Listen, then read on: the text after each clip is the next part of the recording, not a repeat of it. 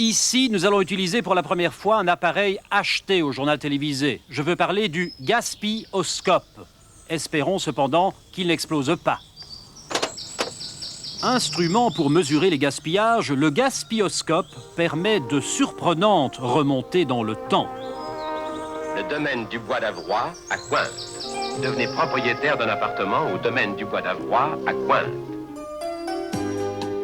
Ces images d'une cité d'habitation de rêve sont tirées d'un film publicitaire projeté milieu des années 70 dans les cinémas liégeois.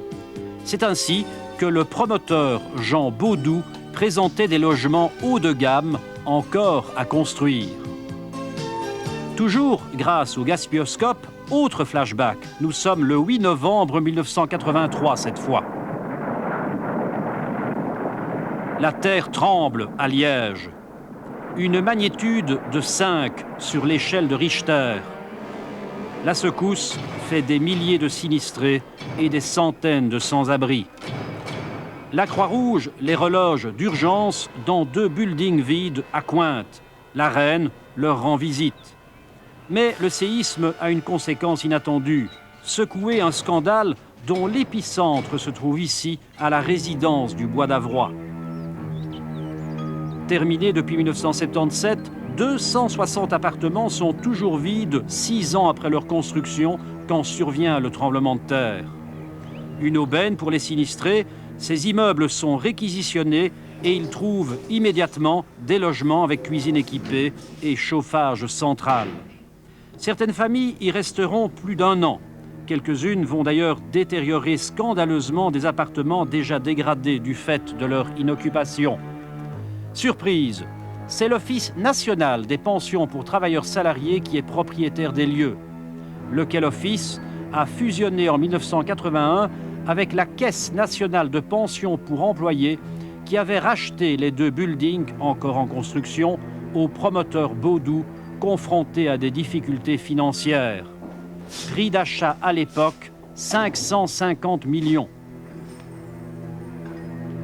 Et puis, durant plus de 10 ans, les 2 bâtiments équipés d'immenses chaudières, dépassés car beaucoup trop gourmands en énergie, ont été chauffés et gardés par des concierges. Labyrinthe kafkaïen pour tout esprit rationnel, l'histoire de ces 2 buildings défie le bon sens. Hormis l'intermède du tremblement de terre, pas un de ces 260 appartements n'a été loué ni vendu durant près de 12 ans. Puis, mystère, milieu de l'année dernière, un promoteur privé rachète les 2 immeubles pour 180 millions. Ils en avaient coûté 550 fin des années 70. Une bonne affaire pour le promoteur. Le prix moyen des appartements est de 695 000 francs. Aujourd'hui, plus des 4/5 sont déjà loués.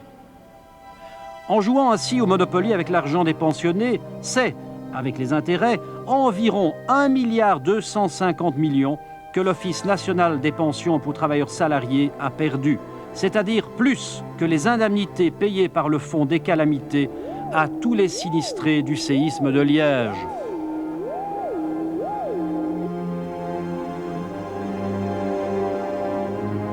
Désolé, mais le gaspioscope n'enregistre plus au-delà de la magnitude 9 de l'échelle de Gaspy.